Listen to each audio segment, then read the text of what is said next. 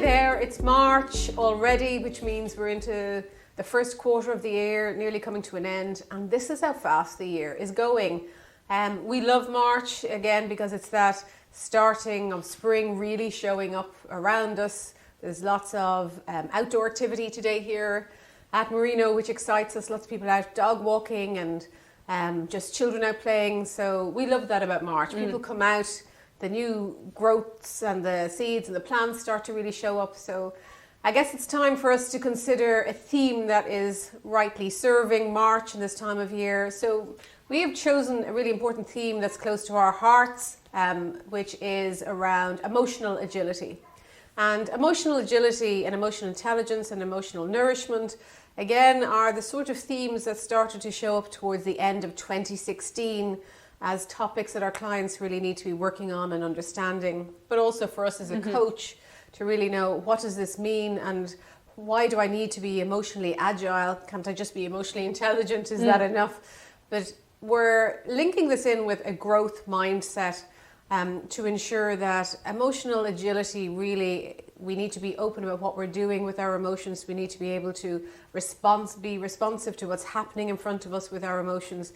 We don't need to bring all of our emotions into play in every situation we're in. We certainly don't want to be overly emotional in our coaching sessions with our clients, no matter what's going on for them. But also the other side of that, we don't want to hold on to emotions for fear of them showing us off in any particular way, positive or negative. So emotional agility really is asking us to figure out where our power base is and how much power we need in order to meet the situation that we're in, but never to lose our power because of the emotions that are going on around us. So never to become powerless, but to empower ourselves and our clients to make sure that they meet the agenda that they've set in an appropriate, positive, holistic, well way. Exciting topic. It is, and it sounds to me, Maureen, that as humans we have to come to terms and accept the fact that we are full human beings, so we will experience full range of emotions. We can't avoid any of them, they will show up. So we're talking about having an emotional agility, so being able to manage them effectively rather than pretend that some of them aren't there or we're choosing to feel more of others. We want to be able to recognize them within ourselves and support our clients in recognizing a variety of different emotions within themselves and learn to manage them effectively so that we can perform and be at our best in life. Yeah, and I think with anything that we are managing, then there's some management, which means there's going to be some rules and being in charge and being in control and understanding what's working and what's not working. And we even think about emotional agility from a beginning point with our clients. What are the best emotions to set me up in my role as a coach in order to serve my client best?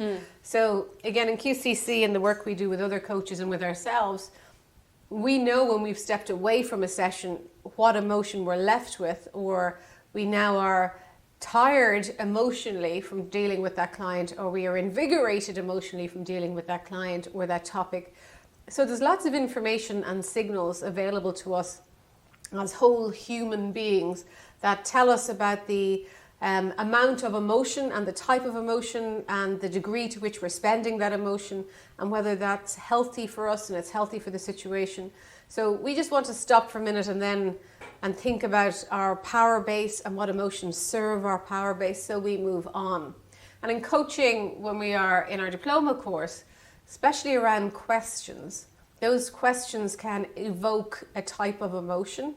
And we are looking for, is this emotion moving your client on, forward, holding them where they are, or taking them back?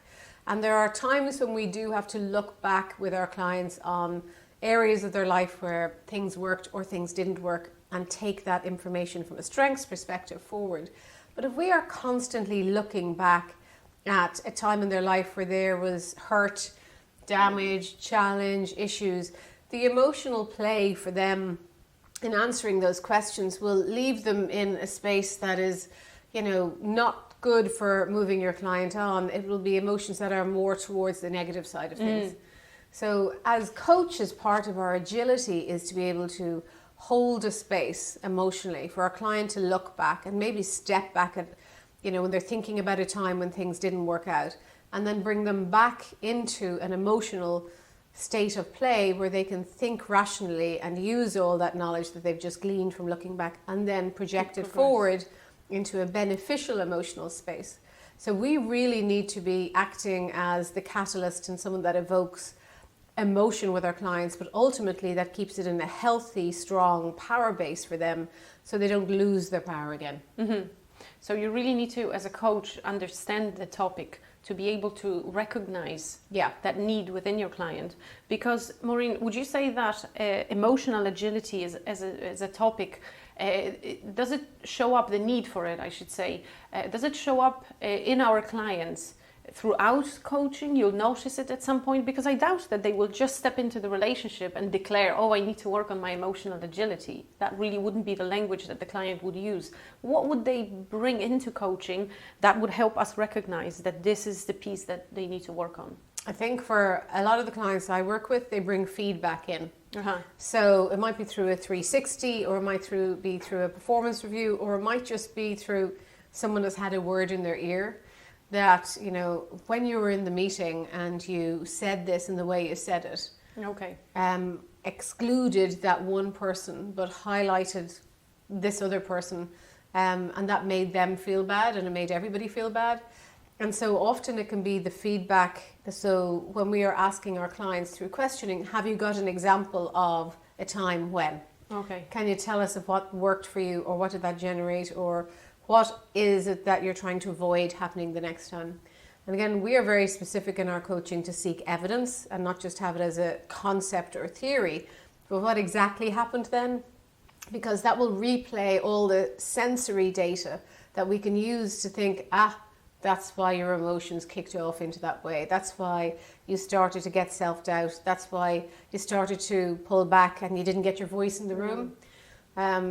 Sometimes it's about when they're thinking, your clients are thinking about what they need to do. So it might be speaking in public, or getting their voice in the room, or just being assertive, sharing in an assertive way what it is their values are and their principles are and their boundaries are. So again, if they go in with the view of, this is going to be difficult, this is going to be tough, I'm afraid, I'm scared, I'm fearful of this, then those emotions that are serving those thoughts will get in the way of you progressing and being assertive. So we recognize these words that they use to describe how they felt about an event, or how they still feel right now. And then we know that they will need emotional agility. Yes. What would you say in coaching, the best approach? Where do we begin? Self. For always with me and thinking about emotions and emotional intelligence and emotional agility, if we don't know what emotional setting we are on, or what emotional setting will be triggered in our coaching, then we are just constantly at risk of, flipping from happy to sad and good to bad, and we will exactly, and we will lose ourselves in the self-talk around, now I'm feeling bad, now I'm doubting myself, oh my God, I'm not as good as I thought I would be, and the emotions will start to take us away to fight and flight mode, which really isn't useful. What that looks like, and we've observed it in coaches, is the coach seems to zone out as they're trying to recover from this emotional hijack of taking them away from their confidence and taking them away of what they need to do properly. So that can happen to the coach, and also the client can bring something in and as a throwaway comment that can trigger the emotions in the coach again. Yeah. It might be something that was sensitive, or a time in the coach's life where a trauma happened. And the client just mentions and then, and we've just remembered it, and it's triggered that whole sensory replay for us. So we need to be, again, in a position where we can recover, be agile enough to know, okay, I know what's happening to me, but I'm going to recover it. Otherwise, I'm going to end up, in a pool of tears in front of my client, and they're going to be coaching me, so I feel better. So we need to be starting with ourselves, knowing what our triggers are, knowing what the topics are, the words are, the statements are, even the client type. And I'm talking about that from an energy point of view. Is there a type of client that drains your emotional energy? Is there a type of client that infuses your emotional energy? And to be choosing wisely so you can be agile with your emotions from a strong, powerful starting point Because when you're with clients that are draining your emotional energy all the time, then you start to think, I don't really like working with them as much as I do other people. And then you'll start to distance yourself and step away from the relationship that you've contracted for, which is kind of unfair too. Or it could go even further because you start thinking that you don't enjoy coaching anymore. Yeah, imagine. No, we don't want that. No, thank Again, you. No. there are a variety of different clients out there. So before we get to this stage, we want to start choosing our clients wisely so that you can stand in your power. Is this the phrase that you use, Maureen? Standing in your own power. It's a phrase that I use with coaches, and it's a phrase that I use with clients, and it's definitely a phrase I use with myself. Mm-hmm. And those signals I talked about, I'm very sensitive to my own signals where I start to realize I'm having a thought that I'm losing some of my power. And those thoughts could be, gosh, this is harder than what I thought. Mm-hmm. Oh God, they're going to start talking about whatever that topic is that I would prefer not to be involved in. And so what I start to do is notice I'm having that thought. And once I notice I'm having the thought, then I can recover. But if I don't notice I'm having the thought and I haven't noticed that signal, then more thoughts will come to support that first one. Yeah. And then it kind of snowballs out into this emotional space that I would prefer not to be in. And the further out you go, the kind of more challenging it is to recover. So be conscious about yourself, your triggers, your knowledge about how you work as a human, and have a recovery strategy so you can be a bit more agile without it going from extremes. Because agility, in our view, is about bringing the right amount, not bringing everything and then figuring out which of this I should use, but bring the right amount so you're not weighed down with emotion and you're not too light with emotion, but you have enough to balance out the situation and the client and the agenda they're working on. Brilliant. So similarly, this is how you would work with clients for them to have the right coping mechanism and coping strategy in situations when they feel emotionally challenged. So it's really how effective you use your emotions and you find the balance and you can recover.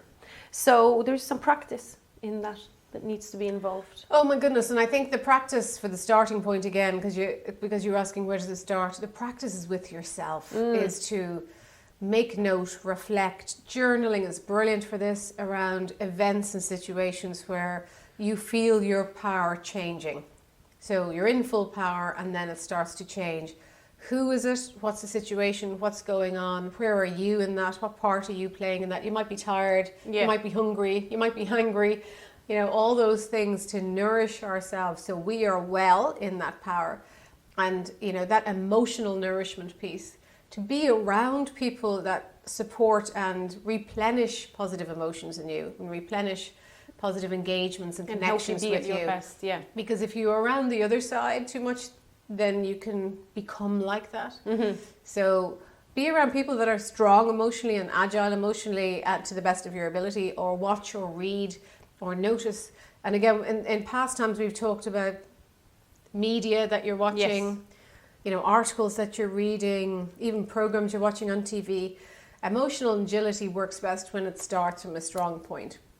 So if you're constantly attracted to negative emotion, then that's where you'll be most agile, and that's where you'll be your default go-to space.